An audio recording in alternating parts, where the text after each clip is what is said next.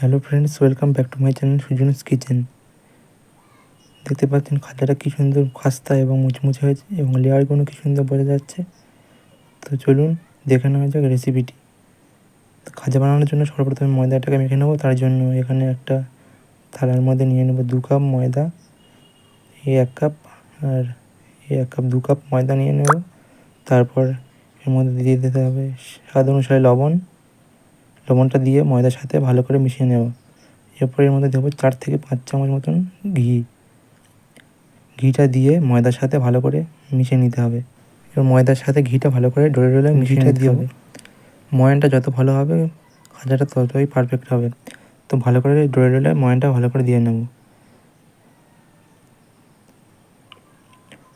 যখন ময়ানটা দেওয়া হয়ে যাবে তখন হাত এরকম মুঠো মেরে দেখবেন, যখন এরকম জেলা পাকে যাবে এবং ভাঙলে ঝুরঝুর করে হয়ে যাবে, তখন বুঝতে হবে যে ময়ানটা পারফেক্ট হয়েছে।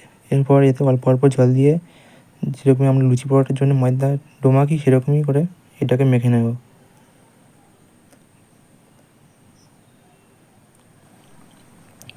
তো এখানে আমার ময়দাটা মাখা হয়ে গেছে। এবার এটাকে ঢাকা দিয়ে 10 মিনিট মতন রেখে দেবো। এর এর ফাঁকে আমরা চিনি সিরাপটা বানিয়ে নেব। তার জন্য একটা কড়াইতে দিয়ে দেবো 1 কাপ চিনি, আর দিয়ে দেবো 1 কাপ জল, আর দেবো 2টো ছোটো এলাচ। এরপর ভালো করে একটু মিশিয়ে নেব এবং অপেক্ষা করতে হবে চিনি শিরাটা যতক্ষণ না ফুটে উঠছে। তো চিনি শিরাটা ফুটে উঠেছে, এবার এটাকে একটু আঠালো করেই বানাতে হবে এবং এটা আমার হয়ে গেছে। এবার গ্যাসটা বন্ধ করে এটা অন্য পাত্রে ঢেলে নেব। তো 10 মিনিট পর ময়দাটা আমার অনেকটাই সেট হয়ে গেছে। এবার এটা ভালো করে একটু মেখে নেব। তারপর এতে থেকে রুটির মতো যেরকম আমরা লেচি কাটি তার থেকে একটু বড় করে লেচি কাটি। এখানে মোট আমার 4টি লেচি হয়েছে। এবার একটা বেলি নিয়েছি, এতে একটা লেচি নিয়ে এর উপরে সামান্য একটু ময়দা ছড়িয়ে এটা পাতলা করে বেলে নিতে হবে। যত পাতলা করে বেলবেন খাজা ততই খাস্তা হবে। তো এখানে আমি পাতলা করে বেলে নেব। তো পাতলা করে বেলে নেওয়া হয়ে গেছে। এবার এরকম করে সবগুলোই আমি বানিয়ে নেব।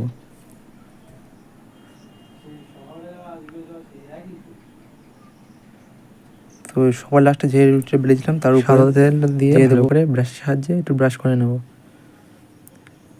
তারপর এর উপরে অল্প একটু শুকনো ময়দা ছিটিয়ে দেবো, দিয়ে আবারও ব্রাশের সাহায্যে হালকা করে ব্রাশ করে নেব।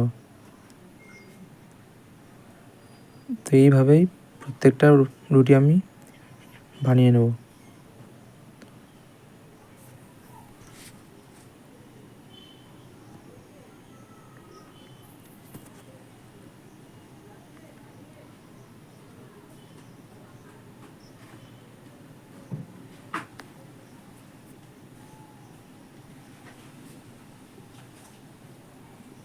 সবগুলো রুটি বানানো হয়ে গেছে। এবার এটাকে রোলের মতো করে পেঁচিয়ে নিতে হবে। তো এইভাবে করে বানিয়ে নেব। তারপর এর শেষ প্রান্তে একটু সামান্য জল দিতে হবে। জল দিলে কী হবে, এটা ভালো করে সেট হয়ে যাবে। এবার এটাকে একটু মোটা মোটা করে পিস পিস করে কেটে নিতে হবে। এভাবে আমি কেটে নিচ্ছি। তো সবগুলো এখানে আমার কাটা হয়ে গেছে। তো দেখুন লেয়ারগুলো কি সুন্দর বোঝা যাচ্ছে। এবার একটু পাতলা করে বেলে নেবো এভাবে। তো এইভাবে সবগুলোই বানিয়ে নেব।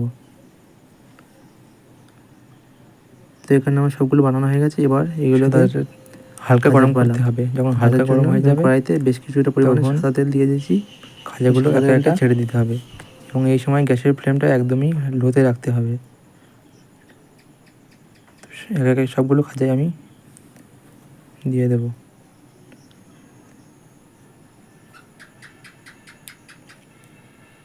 তো সবগুলো খাজা দেওয়ার পর এগুলোকে সাথে সাথে নাড়া যাবে না, এগুলো আস্তে আস্তে ভেসে উঠবে।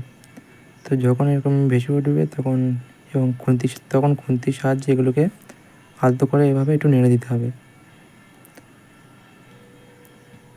তো দেখুন খাজাগুলো লেয়ারগুলো আস্তে আস্তে খুলে যাচ্ছে, কী সুন্দর। তো এইভাবে এটাকে গোল্ডেন ব্রাউন করে ভেজে নিতে হবে। 3 থেকে 4 মিনিট সময় ধরে এটাকে আমি ভেজে নিচ্ছি।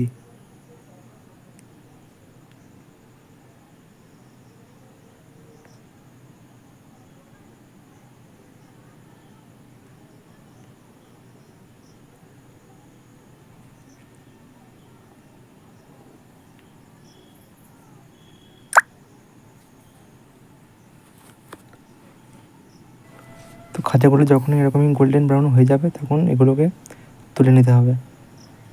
তো এই একইভাবে সব খাজাগুলো আমি ভেজে নেব। এবং গ্যাসের ফ্লেমটাকে একদমই লোতে রাখতে হবে, হাই করা যাবে না।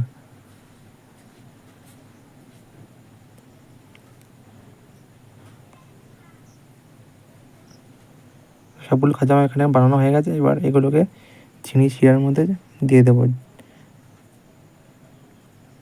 চিনি শিরার মধ্যে দিয়ে এটা বেশিক্ষণ রাখার জন্য 2 থেকে 3 মিনিট রাখতে হবে। তারপর এগুলোকে তুলে নিতে হবে। খুব বেশিক্ষণ রাখলে এগুলো নরম হয়ে যাবে, তখন খেতে একদমই ভালো লাগবে না। তো এইভাবে সবগুলো খাজা আমি বানিয়ে নেব। তো আমার এখানে সবগুলো খাজাই প্রায় বানানো শেষ। তো দেখতে পাচ্ছেন খাজাগুলো কি সুন্দর খাস্তা এবং মুচমুচে হয়েছে। তো যদি ভিডিওটা ভালো লাগে তাহলে লাইক, শেয়ার, কমেন্ট এবং চ্যানেলটি সাবস্ক্রাইব করে পাশে থাকবেন।